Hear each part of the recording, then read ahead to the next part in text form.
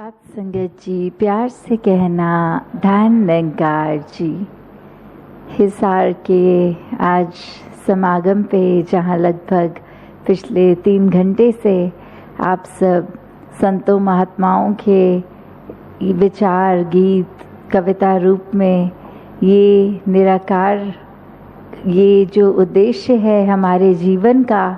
कि हम अपनी पहचान कर सकते हैं, इस ब्रह्म ज्ञान द्वारा इस निराकार, इस ईश्वर परमात्मा को जाना जा सकता है।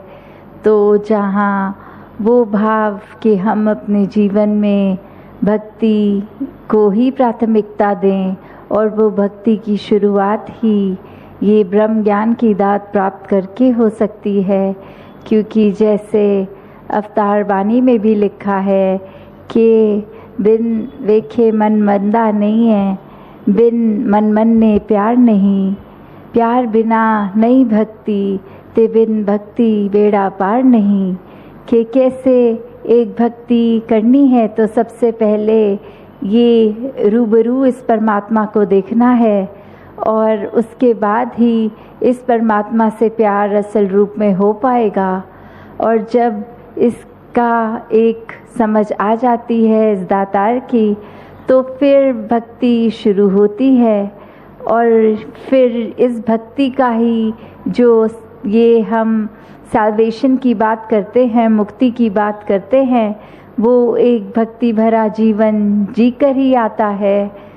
तो जब भक्ति की बात होती ही है, हर पल अपने सामाजिक, अपने एक पारिवारिक, अपने कामकाज करते हुए हर पल भक्ति की जा सकती है। हर एक पल में इस निराकार प्रभु परमात्मा का यशोगान किया जा सकता है। इसके साथ सुमिरन रूप में मन टिकाया जा सकता है। वहीं साथ साथ आज जहाँ 2 सालों के बाद टूर रूप में पहली सत्संग यहाँ हिसार में हो रही है, तो कैसे हर कोई एक उस उत्साह के साथ भी यहाँ आए हैं और मन में सिर्फ वो बात नहीं कि आए हैं बैठेंगे और कुछ गीत रूप धुनने चलेंगी तो वो एक संगीत का आनंद लेकर चले जाएंगे, या एक किसी की स्पीच रूप या कविता रूप से वो आनंद मिलेगा। नहीं, ये सिर्फ कान रस की बात नहीं होती संतों तक। वो एक एक वचन को इस तरह ध्यान पूर्वक सुन के अपने मन में टकाते हैं कि फिर मन में जो भी बात टिक गई वो ज़रूर ही एक स्वभाव में तब्दीली लाती है। वो फिर बातें सिर्फ बात नहीं रह जाती, वो स्वभाव बन जाती हैं। तो फिर कैसे हमने हर समय जहाँ अपने अंदर ये चेंजेस ला के खुद से शुरुआत करके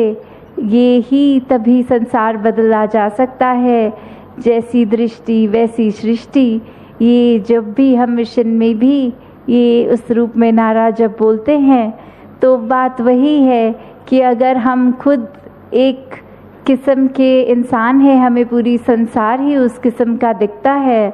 तो जब हम नज़रिया अपना बदलते हैं तो वो एक बुराई ही हर एक की नहीं ढूंढनी, वो हर एक में जितनी लाखों अच्छाइयाँ हैं उनको ज़्यादा फोकस करना है, उनकी बुराइयों को नहीं। तो कैसे हम जहाँ अपने मन को भी ये बुरे प्रभाव से रोक सकते हैं, वहाँ ये सत्संग की महत्वता भी आती है कि हम एक दूसरे की वाणी को सुन के भी किस तरह अपने मनों को ठंडा कर सकते हैं। कैसे फिर एक जो एक गुरसिख है, सब तो एक संतमति की ओर अपने जीवन को चला सकते हैं। और जहाँ सेवा की भी बात आती है तो वो हर पल की जा सकती है, चाहे घर में हो, कहीं कामकाज में हो, सत्संग में भी हो। तो कैसे एक सेवा को, सत्संग को, सुमिरन को अगर अपने जीवन में हम प्राथमिकता देंगे तो भक्ति एक मुकम्मल हो सकती है। तो हर पल जहाँ हमने एक यही प्रयास करते रहना है कि कभी भी अगर सत्संग आए हैं तो अपने ध्यान को फोकस करके कि क्या अच्छी बातें सुनने को मिल रही हैं, जहाँ अपना ध्यान वहाँ तो लगाना ही है, वहीं फिर एक खुद भी इस तरह मिशन का चलता फिरता प्रचार बन जाए कि फिर हर एक को जहाँ ये बात समझानी भी हो तो उस तरह समझाई जा सकती है कि जैसे एक पत्थर का एग्जाम्पल होता है कि पत्थर अगर हम जैसे आपस में दो रगड़ते हैं तो उसमें एक आग नज़र आ जाती है, एक स्पार्क उस तरह दिखती है। तो ये तभी संभव है क्योंकि वो पत्थर में ऑलरेडी आग है। इसलिए तो हम अगर इंसानों को भी देखें तो वो आत्मा हमारे अंदर शरीर के इस परमात्मा की अंश है, तो वो पहचान इस ब्रह्म ज्ञान द्वारा, तो कैसे फिर बात सिर्फ वही कि हम अपना असली रूप पहचान लें। तो दातार जहाँ हर एक पे कृपा करे कि हर कोई एक दूसरे से एक प्यार की भावना रखे, सद्भाव की भावना, करुणा की, दयालुता की, जो भी हम एक्सपेक्ट करते हैं कि हर कोई अगर हमसे अच्छा रहे तो हमें सबसे पहले पहल करनी है, सबसे पहले ये हमें एक नेक कार्य करना है। जैसे एक बच्चे का भी उदाहरण अगर लिया जाता है तो अक्सर हम देखते हैं कि अगर कोई छोटा बच्चा होता है, पहले अभी चलना ही सीख रहा होता है और अभी रेंग रहा होता है, क्रॉल कर रहा होता है, फिर अचानक 2-3 कदम अगर खड़े होने का ट्राई भी किया और उसमें एक पैर फिसल गया, तो कैसे हर कोई उस बच्चे को मोटिवेट करता है, उत्साह देता है, ताली बजाकर भी ऐसे बोल देता है कि बच्चे अभी कोई बात नहीं, गिर गए, चलो कोशिश करो फिर। इस तरह मनोबल बढ़ाकर उत्साह देते हैं। पर किस तरह हम अगर ऐसा ही एक ग्रोन अप से एडल्ट्स के साथ, एक जो बड़े हो गए हैं, बाल नहीं हैं, उनके साथ भी करें। नहीं तो दुनिया में तो यही देखा जाता है कि कोई छोटी सी गलती क्या कर दे, हम वो गलती का जिक्र इतना मैग्नीफाई करके, इतनी बड़ी उसको दर्शा के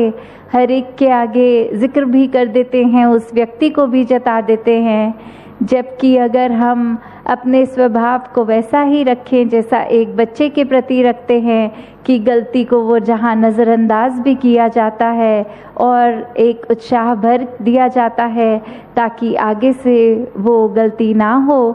तो हम अगर हर एक के साथ ही ऐसे कार्य करेंगे तो दातार कृपा करे कि हम हर किसी के प्रति तभी समर्पित हो पाएंगे जब इस प्रभु परमात्मा के प्रति अपने मन को, अपने अहंकार को गिराकर सिर्फ और सिर्फ एक इतनी विनम्रता, जैसे उदाहरण बार बार भी ये अक्सर संगतों में सुनने को मिलता है कि एक घास तूफान में भी नहीं टूटती क्योंकि वो इतनी मुलायम है, वो इतनी विनम्र है, वो इतनी झुकी हुई है, अपनी जड़ों से इतनी पक्की लगी कि कितनी भी हवा आए उसका कुछ नुकसान नहीं होता। और वहीं बड़े पेड़ कैसे हवा में हिल के एक अपना नुकसान कर लेते हैं, टहनियाँ भी टूट जाती हैं, पत्ते भी झड़ जाते हैं। तो कैसे एक हम हमेशा अपने मन को जहाँ झुकाव की ओर ही रखें, वहीं एक हमारा मन जहाँ एक बहुत ही विनम्र रहेगा, हमारी सोच भी उतनी अच्छी रहेगी, वो अहंकार हावी नहीं होगा, कोई भी और दुर्गुण भी हम पे हावी नहीं होगा। तो दातार कृपा करे हर कोई सेवा सिमरन सत्संग करते हुए अपने जीवन को आगे चलाते जाए। साथ संगत जी, धन निरंकार जी।